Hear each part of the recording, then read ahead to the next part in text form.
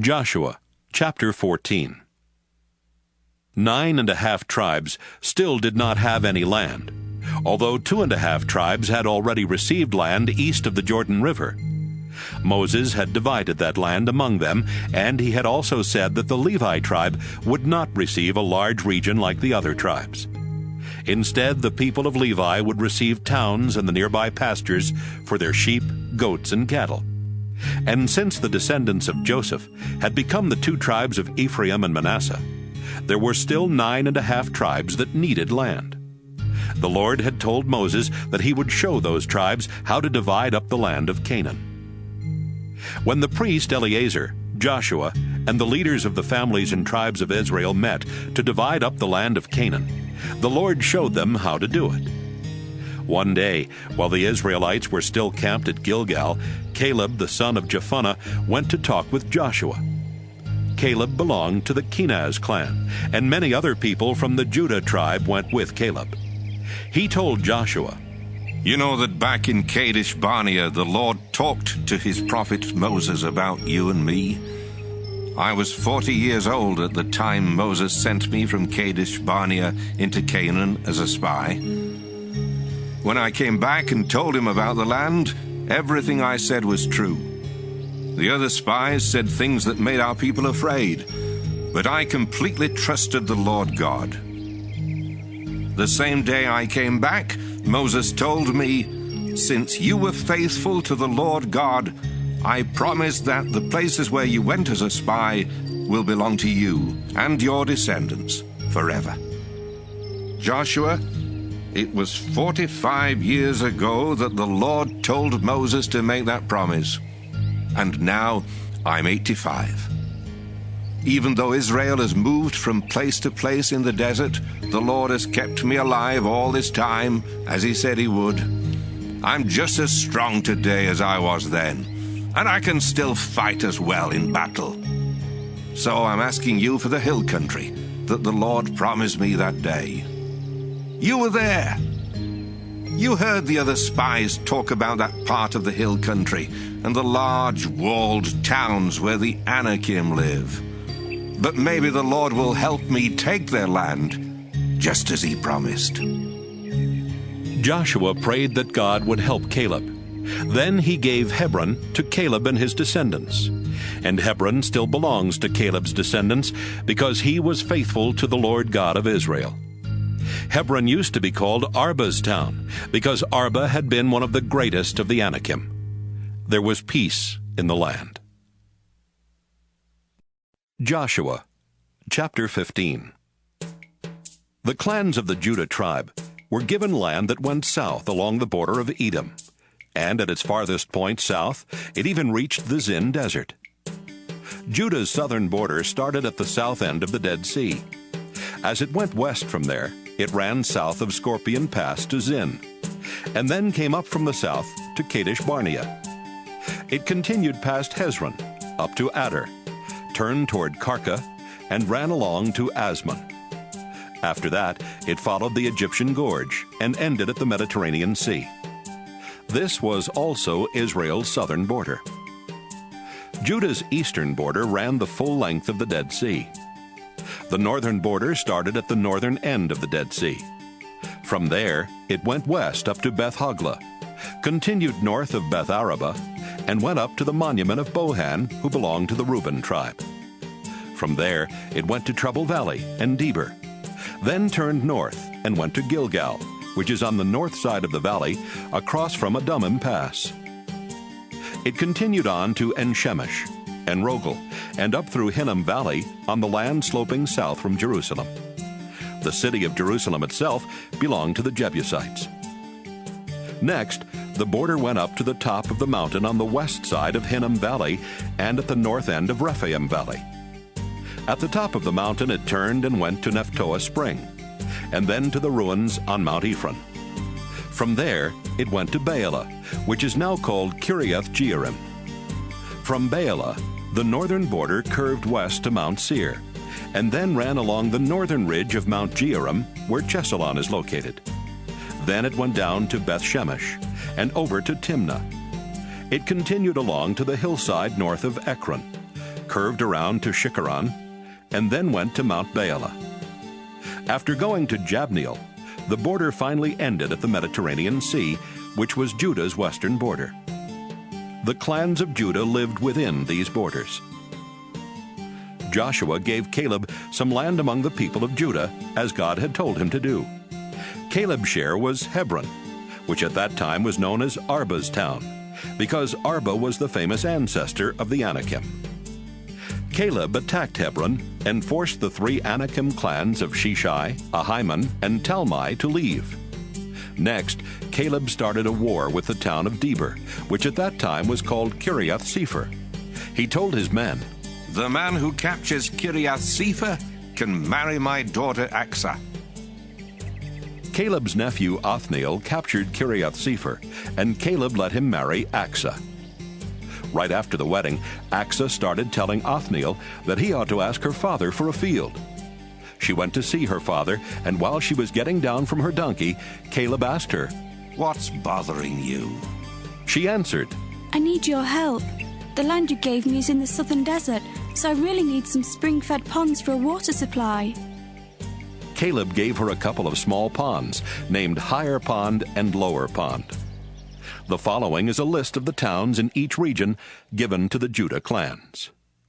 The first region was located in the southern desert, along the border with Edom, and it had the following 29 towns with their surrounding villages: Kabzeel, Eder, Jager, Kaina, Dimona, Arada, Kedesh, Hazor of Ithnan, Ziph, Telam, Bealoth, Hazor Hadattah, Kiriath Hezron, which is also called Hazor, Amam, Shema, Moladah, Hazar Gaddah, Heshmon, Beth Pelet, Hazar Shual, Beersheba and its surrounding villages, Baalah, Ayim, Ezem, El Tolad, Kisel, Hormah, Ziklag, Madmannah, Sansannah, Lebaoth, Shilhim, and Enrimmon. The second region was located in the northern part of the lower foothills, and it had the following 14 towns with their surrounding villages: Eshtaol, Zorah, Ashna, Zanoah, En-Ganim, Tapua, Enam, Jarmuth, Adullam, Soko, Azekah, Shearim, Adathaim, Gedera, and Gederathaim. The third region was located in the southern part of the lower foothills, and it had the following 16 towns with their surrounding villages: Zenon, Hadashah, Migdalgad, Dylon, Mizpah, Joktheel, Lachish, Bozkath, Eglon, Caban, Lamas, Kitlish, Gederoth, Beth Dagon, Naamah, and Makkedah. The fourth region was located in the central part of the lower foothills, and it had the following 9 towns with their surrounding villages: Libnah, Ether, Ashan, Ifta, Ashna, Nezib, Keilah, Akzib, and Maresha. The fifth region was located along the Mediterranean seacoast, and it had the following towns with their surrounding settlements and villages: Ekron and the towns between there and the coast, Ashdod and the larger towns nearby, Gaza, the towns from Gaza to the Egyptian Gorge, and the towns along the coast of the Mediterranean Sea. The sixth region was in the southwestern part of the hill country, and it had the following 11 towns with their surrounding villages: Shamer, Jattir, Soko, Dana, Kiriath Sana, which is now called Debir, Anab, Eshtemoh, Anim, Goshen, Holon, and Gilo. The seventh region was located in the south-central part of Judah's hill country, and it had the following 9 towns with their surrounding villages: Arab, Duma, Eshan, Janim, Beth Tapua, Aphekah, Humta, Kiriath Arba, which is now called Hebron, and Zior. The eighth region was located in the southeastern part of the hill country, and it had the following 10 towns with their surrounding villages: Maon, Carmel, Ziph, Juttah, Jezreel, Jokdeam, Zanoah, Cain, Gibeah, and Timnah. The 9th region was located in the central part of Judah's hill country, and it had the following 6 towns with their surrounding villages: Halhul, Beth-zur, Gedor, Maarath, Beth-anath, and Eltekon. The 10th region was located in the north-central part of Judah's hill country, and it had the following 11 towns with their surrounding villages: Tekoa, Ephrathah, which is also called Bethlehem, Peor, Etam, Kulon, Tatum, Shoresh, Kiram, Galim, Bether, and Manahath. The 11th region was located in the northern part of Judah's hill country, and it had the following 2 towns with their surrounding villages: Rabbah and Kiriath Baal, which is also called Kiriath Jearim. The 12th region was located in the desert along the Dead Sea, and it had the following 6 towns with their surrounding villages: Beth Arabah, Middon, Sekeka, Nibshan, Salttown, and En-gedi. The Jebusites lived in Jerusalem, and the people of the Judah tribe could not capture the city and get rid of them. That's why Jebusites still live in Jerusalem along with the people of Judah. Joshua, chapter 16. Ephraim and Manasseh are the 2 tribes descended from Joseph, and the following is a description of the land they received. The southern border of their land started at the Jordan River, east of the spring at Jericho. From there it went west through the desert, up to the hill country around Bethel. From Bethel it went to Luz, and then to the border of the Arkites in Adaroth. It continued west down to the land that belonged to the Japhlet clan, then went on to lower Beth-horon, Gezer, and the Mediterranean Sea. The following is a description of the land that was divided among the clans of the Ephraim tribe. Their southern border started at Ataroth-adar, and went west to Upper Beth-horon and the Mediterranean Sea. Their northern border started on the east at Genoa, curved a little to the north, then came back south to Mikmethath and Tappuah, where it followed the Cana Gorge west to the Mediterranean Sea. The eastern border started on the north near Genoa, and went between Genoa on the southwest and Taanath-shiloh on the northeast. Then it went south to Ataroth, Naarah, and on as far as the edge of the land that belonged to Jericho. At that point it turned east and went to the Jordan River. The clans of Ephraim received this region as their tribal land.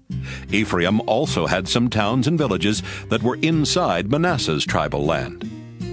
Ephraim could not force the Canaanites out of Gezer, so there are still some Canaanites who live there among the Israelites. But now these Canaanites have to work as slaves for the Israelites. Joshua, chapter 17. Manasseh was Joseph's oldest son, and Machir was Manasseh's oldest son. Machir had a son named Gilead, and some of his descendants had already received the regions of Gilead and Bashan because they were good warriors.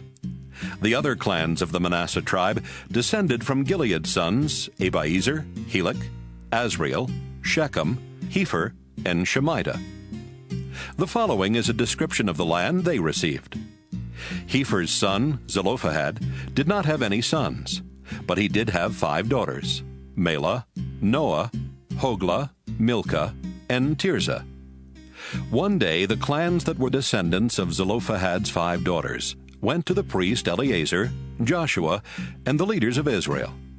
The people of these clans said, "The Lord told Moses to give us land, just as he gave land to our relatives." Joshua followed the Lord's instructions and gave land to these 5 clans, as he had given land to the 5 clans that had descended from Hepher's brothers. So Manasseh's land west of the Jordan River was divided into 10 parts. The land of the Manasseh tribe went from its northern border with the Asher tribe south to Mikmethath, which is to the east of Shechem. The southern border started there, but curved even farther south to include the people who lived around Tappuah Spring. The town of Tappuah was on Manasseh's border with Ephraim. Although the land around Tappuah belonged to Manasseh, the town itself belonged to Ephraim. Then the border went west to the Cana Gorge and ran along the northern edge of the gorge to the Mediterranean Sea. The land south of the gorge belonged to Ephraim. And even though there were a few towns that belonged to Ephraim north of the gorge, the land north of the gorge belonged to Manasseh. The western border of Manasseh was the Mediterranean Sea, and the tribe shared a border with the Asher tribe on the northwest, and with the Issachar tribe on the northeast. Manasseh was supposed to have the following towns with their surrounding villages inside the borders of Issachar's and Asher's tribal lands: Beth-shean, Ibleam, Endor, Taanach, Megiddo, Endor, which is also called Napheth. But the people of Manasseh could not capture these towns, so the Canaanites kept on living in them. When the Israelites grew stronger, they made the Canaanites in these towns work as their slaves, though they never did force them to leave. One day the Joseph tribes came to Joshua and asked, "Why didn't you give us more land? The Lord has always been kind to us, and we have too many people for this small region." Joshua replied, "If you have so many people that you don't have enough room in the hill country of Ephraim, then go into the forest that belong to the Perizzites and the Rapha. Clear out the trees and make more room for yourselves there." "Even if we do that," they answered, "there still won't be enough land for us in the hill country, and we can't move down into Jezreel Valley because the Canaanites who live in Beth-shean and in other parts of the valley have iron chariots." "Your tribes do have a lot of people," Joshua admitted. "I'll give you more land. Your tribes are powerful, so you can have the rest of the hill country, but it's a forest, and you'll have to cut down the trees and clear the land. You can also have Jezreel Valley. Even though the Canaanites there are strong and have iron chariots, you can force them to leave the valley.